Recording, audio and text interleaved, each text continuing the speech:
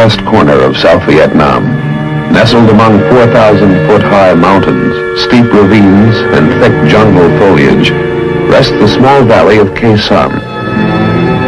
At this time in history, it is calm and peaceful.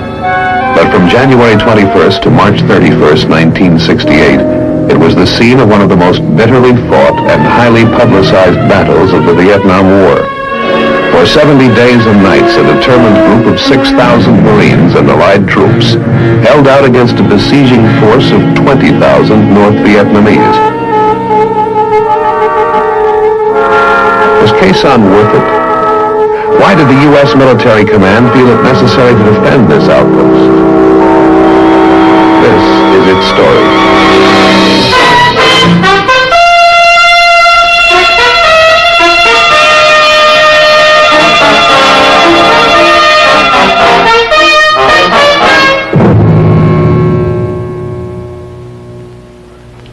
Many times I'm asked what part I think Khe Sanh will play in the history of our country, and it's almost impossible for me to evaluate it since I was so close to the situation. However, I can tell you a little bit about it, and perhaps the place we should start is with an orientation of its location and some of the features around it. Khe Sanh, as you know, is located 8 to 10 miles from the Sapong River, which is the boundary between Laos and South Vietnam. It's south of the demilitarized zone and has around it certain hill masses which control some of the infiltration routes coming down in this general area. And of course, Route 9, basically the only road in this area, runs from the Laotian border, continues on through and goes almost to the coast of Vietnam.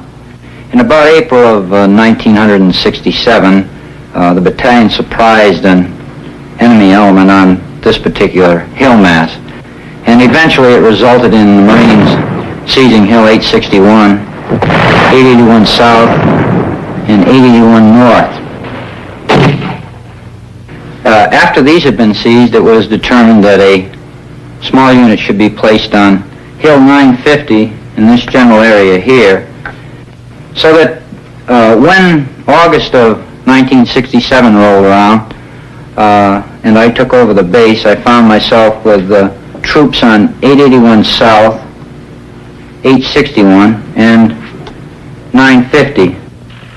In the summer of 1967, the Battle of Khe Sanh was still many months away, but units of the U.S. Navy Seabees are already at work on the airstrip that will provide the only link with the outside, while the Marines are busy digging trenches and building bunkers.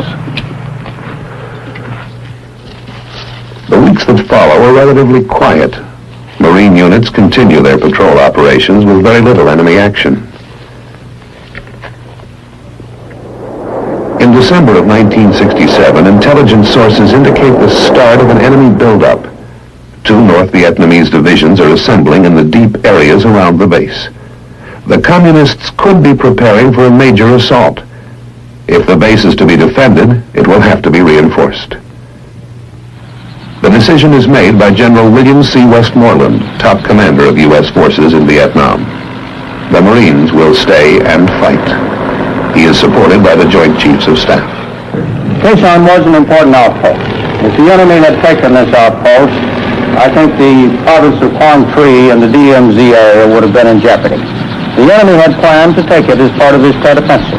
At the same time, he had planned to overrun Quang Tri City, seize and hold Wei, and to roll up our defenses south of the demilitarized zone. If he could have seized that plateau, he could have run trucks with ammunition, logistics, and even conventional artillery into the Khe Sanh plateau, and certain of our installations further to the east could have been made untenable. Now, we saw the enemy building up his forces in order to siege and eventually overrun Khe Sanh as he did Dien Bien Phu in 1954. The weather was very poor. In October, we had only 1 battalion there. In November, we increased it to 2 battalions. December, we kept 2 battalions there, but in January, we reinforced it with 2 more battalions, all Marines. We then put a Ranger battalion in there. I wanted to put into Khe Sanh enough troops that I thought could hold it against ground attack. But I didn't want to put more troops in there than we could supply by air. Khe Sanh and Dien Bien Phu. The comparison was natural. In August of 1954, French paratroops had moved into the Viet Minh stronghold, then a part of French Indochina, located in North Vietnam. Bringing in heavy artillery, tanks, and equipment, they prepared for the Communists' attack led by the North Vietnamese general, Ho Nguyen Giap. But the French found themselves outmanned and outfought. They were surrounded, cut off from their source of supplies and reinforcements by a superior artillery, crippled by a lack of air power, and crushed relentlessly in Giap's powerful nutcracker. The end was inevitable. The French were overrun, forced to capitulate. The defeat brought an end to the Indochina War. 2 months later, the armistice agreement was signed at Geneva. Vietnam was partitioned, Laos and Cambodia neutralized. French influence in Southeast Asia collapsed. The Russian communists were quick to congratulate the victors, Ho Chi Minh and his brilliant General Giap. Now, 15 years later, the same General Giap is determined to repeat his victory at Khe Sanh. By January 1968, the stage was set. Inside the 1 mile by 1/2 mile perimeter of the Marine garrison were 6,000 U.S. Marines, a battalion of South Vietnamese Rangers, and a handful of Air Force and CB support troops.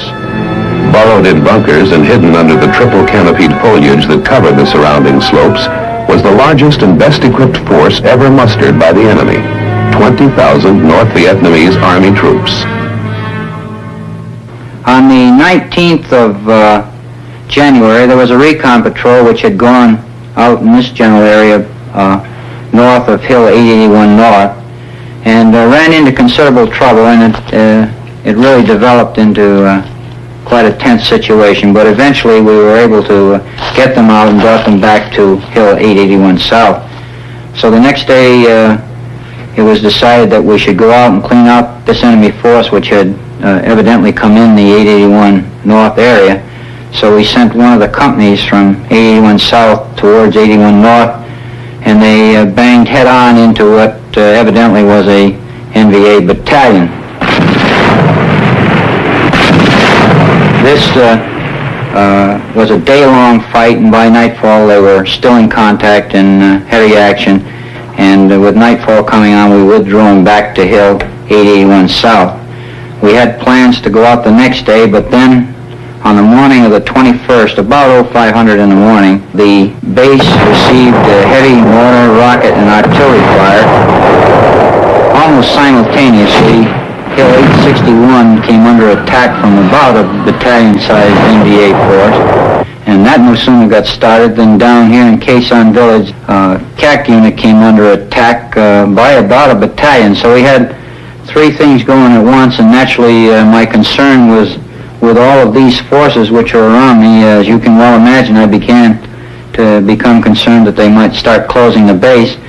However, it didn't take very long to really upset me when, in a few minutes later, after this whole thing is boiling to a pot, that the ammo dump went completely up and there were rounds flying all over the place.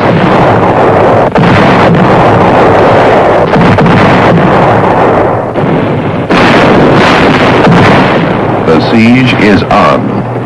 The North Vietnamese launch a massive artillery attack. The Americans counter with record airstrikes and artillery, and the B-52s start their aerial bombardment. U.S. commanders predict a major North Vietnamese offensive just before the Lunar New Year on January 30th, or just after it. This could develop into the biggest confrontation of the war. The weather is on the side of the North Vietnamese. Communist gunners time their attacks to take advantage of the mist closing in on the airfield that hampers American planes from striking down. January 29th.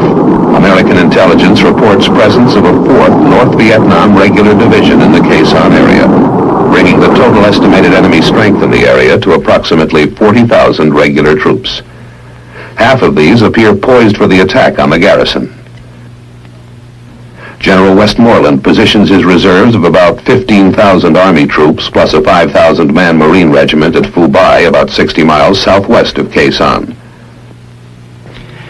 In early February, the enemy again tried to take the 861 complex. However, this time they made an effort on its twin sister 861A. The attack on that hill was repelled through the use of not only the supporting arms, artillery, air, but also, as with every other attack on the perimeter, by the organic infantry weapons, the 81mm mortars, 3.5 rockets, M79, machine guns, and mines, and every other weapon available to an infantry battalion. February 10th. The North Vietnamese Communist Party newspaper boasts that the U.S. faces a defeat as disastrous as that suffered by the French at Dien Bien Phu. There is growing concern over the fate of the Marine garrison, as the U.S. press also revives the specter of Dien Bien Phu. At stake now is more than a key military stronghold. The Communists are out to inflict heavy casualties on the American troops with a major victory, so that the U.S. would enter negotiations on terms favorable to Hanoi. The Battle of Khe Sanh. This was a very traumatic experience for the American people, but I never had any real concern about Khe Sanh. I had a few restless nights, but I had full confidence that we were going to win the Battle of Khe Sanh because we had the means. The Americans have protection from big 175mm guns at Camp Carroll, about 17 miles to the east, and at the Rock Pile, about 12 miles to the northeast.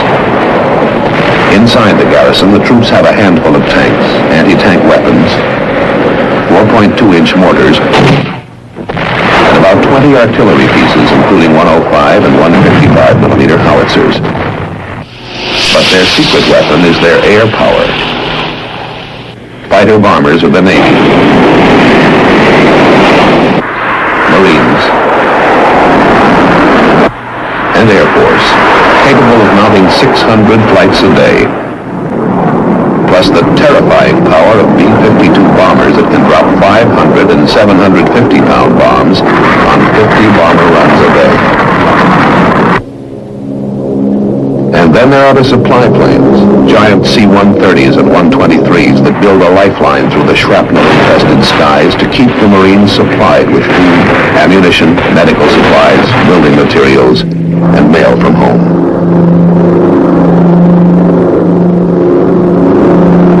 And according to our calculations, we could supply Khe Sanh by parachute drop, and we had prepared ourselves for this contingency some 18 months before.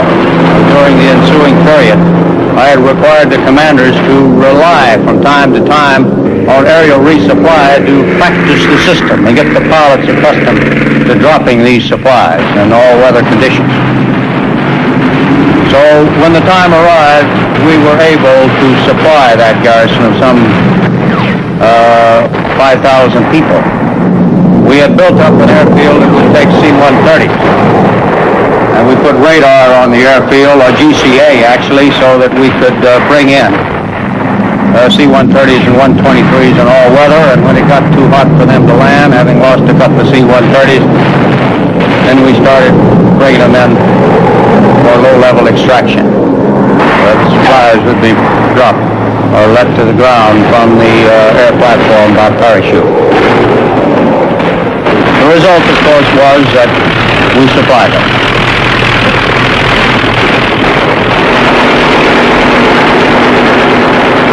February 13th. Marine casualties mount when a U.S. Marine platoon is ambushed by the Viet Cong 800 yards outside the barbed wire. Throughout the month of February, the North Vietnamese artillery continues to pound the garrison. Some of their guns are apparently dug into the caves across the Laos border 10 miles away. believed to include 130mm and 152mm guns and rockets.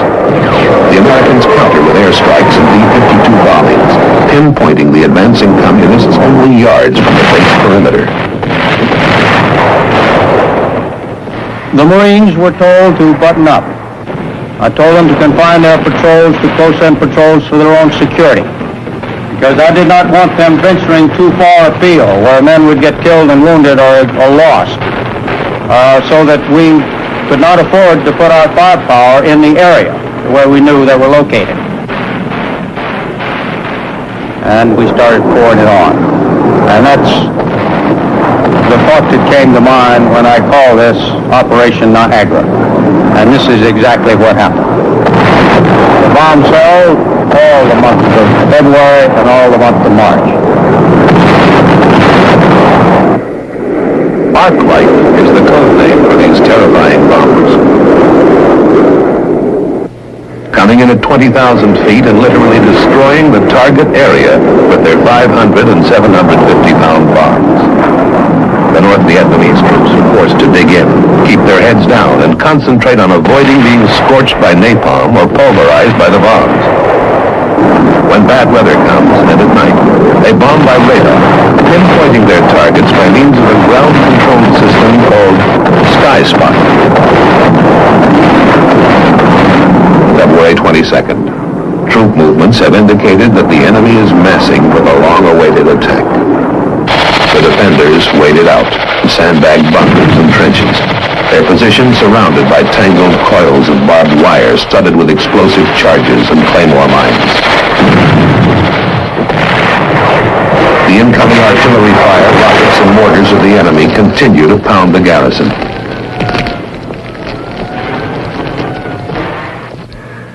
In Saigon and Honolulu, watch teams manning the war rooms wait throughout the weekend of March 3rd, expecting word that the anticipated communists' assault has been launched.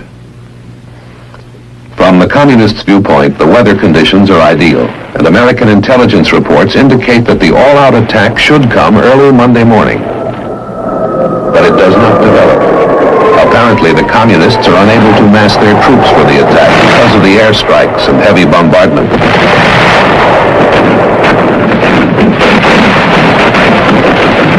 Also, the Marines still control the high ground guarding the approaches to Khe Sanh. Hills 881, 861, 950, and 558. So far, the enemy has been unable to take any of them. March 13th. This is the 14th anniversary of General Giap's attack on Dien Bien Phu, and time is running out for the communists. The Marines spend a relatively quiet day, waiting and watching. As I reflect back on it, I can remember that the news stories coming out were talking about the agony of Khe Sanh and so forth and so on. I'm reminded of the story of and I know this to be true because I was standing there, Italian newspaper man came in and went around the base for a little while, met a lot of people and talked to people, and then he come back over and he said, everybody you talk about the agony at Khe Sanh. He says, I see no agony. He says, you got it the apple, you got it the orange. He says, but on the other hand, I don't see any ecstasy. And I think this is probably the way that all the men felt, that there was certainly no joy to it, but that the agony, there was none. The morale was good and outstanding, and everybody had a job to do and did it.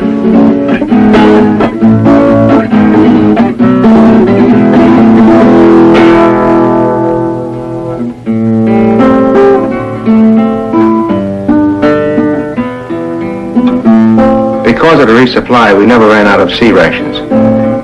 You could take a walk through the trench lines and the bunkers and find an array of menus being prepared. Some of them were quite elaborate. We just call them casseroles. Of course, these casseroles had various names. Several in particular that I remember were called Khe Sanh Special. I think that was beef in chicken, cooked viewed together. Another one was called a Hippie's Delight. That was just about everything thrown in the pot together. And there was another one called Mulligan Stew. That was my specialty. I only had 3 meats in this type of stew. We beefed it up with hot sauce and meat sauce, and it was quite tasty. March 26th. The enemy closes in, digging tunnels and working their trenches close to the base perimeter. 5 times they have probed the garrison's defenses, hitting the perimeter in battalion strength. But each time they are thrown back. The enemy is still unable to mass for the all-out attack. March 27th. The enemy has withdrawn one of his 2 divisions, and substantial elements have been withdrawn from the 2nd North Vietnamese unit. Now the heavy U.S. bombing and airstrikes only heighten the desire of the remaining North Vietnamese troops to get out as the monsoon lifts and the weather clears. The Marines move out of their trenches and bunkers to seek and engage the enemy on the ground. And on the 1st of April, the weather broke, and we were able to exercise our contingency plans by moving the 1st Cavalry Division, reinforced by a regiment of Marines, up Highway 9 to make a ground link-up, and the Marine engineers opened Highway 9, and we've been rolling trucks over it ever since. These are the relief troops of Operation Pegasus, 30,000 men strong. A joint force composed of the 1st Air Cavalry Division of the U.S. Army and South Vietnamese troops. Sweeping down from the narrow highway from the north, they see little of the 2 North Vietnamese divisions that had surrounded the base. The enemy has left, silently pulled out and given up the battle, leaving in his wake a scarred and churned up landscape, blown up and destroyed bridges that must be rebuilt before the convoy can proceed, and hidden mines that must be found and exploded. Fleets of helicopters lift men and artillery into the hills surrounding the base.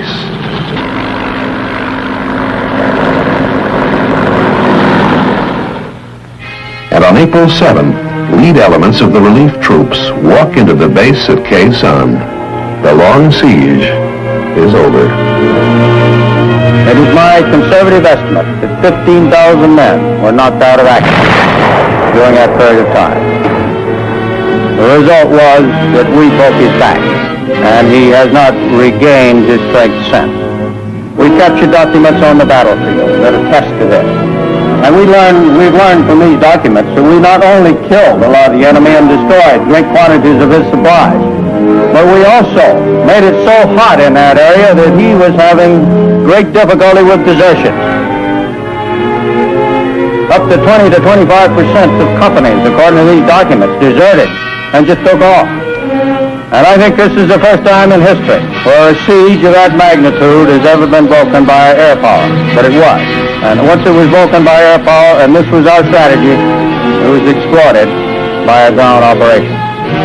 But his back had been virtually broken when the ground troops arrived. The aerial bombardment on the North Vietnamese at Khe Sanh was the most intense in the history of warfare. In all, from January 19th until March 31st, more than 103,000 tons of bombs were dropped on the besieging force. Navy, Air Force, and Marine pilots flew more than 24,000 sorties, including 2,500 by B-52s. In addition, the enemy was pounded by more than 100,000 rounds of artillery and mortar fire. After Marine units moved out of Khe Sanh into the surrounding terrain, they discovered hundreds of North Vietnamese bodies in shallow graves. Total enemy casualties for the period were estimated at more than 15,000. Marine losses were 204 killed and 1,622 wounded and evacuated.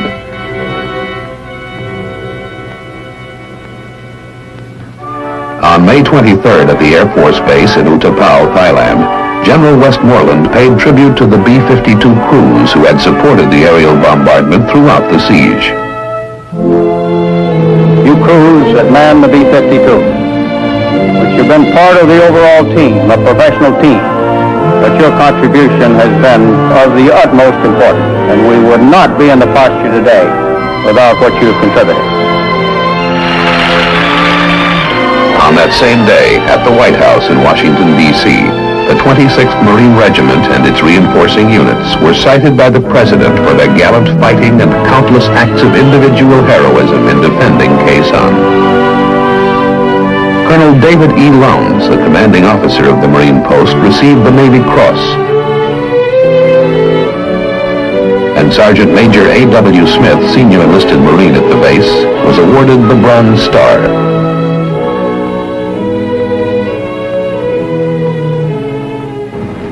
Some have asked what the gallantry of these Marines and airmen accomplished. Why did we choose to pay the price to defend those dreary hills? The fortress at Khe Sanh straddled critical supply and infiltration routes that the North Vietnamese were using. Route 9, which it commanded, was to be a major avenue for the enemy into populated areas and into the cities of South Vietnam. By pinning down and by decimating 2 North Vietnamese divisions, the few thousand Marines and their gallant South Vietnamese allies prevented those divisions from entering other major battles, such as those for Hue and Quang Tri. I believe that our initiative toward talks with North Vietnam was greatly strengthened by what these men did at Khe Sanh, for they vividly demonstrated to the enemy the utter futility of his attempts to win a military victory in the South. Brave men such as the 26th Marines will carry on the fight for freedom in Vietnam, and soon, God willing, they will come home. We would like nothing more than to see that day. But until they do, we shall express, at moments such as these, on behalf of all our American people, our great gratitude for the protection they have given us and our great appreciation for their selfless bravery. At Khe Sanh today, the airstrip is deserted, and the trenches and bunkers have long since been abandoned. The defenders have gone, as the changing nature of a changing war imposes new requirements on military strategy. The battle that was fought here will now take its place in history. Perhaps someday historians will call it the most important single battle of the Vietnam War. Only time can determine that.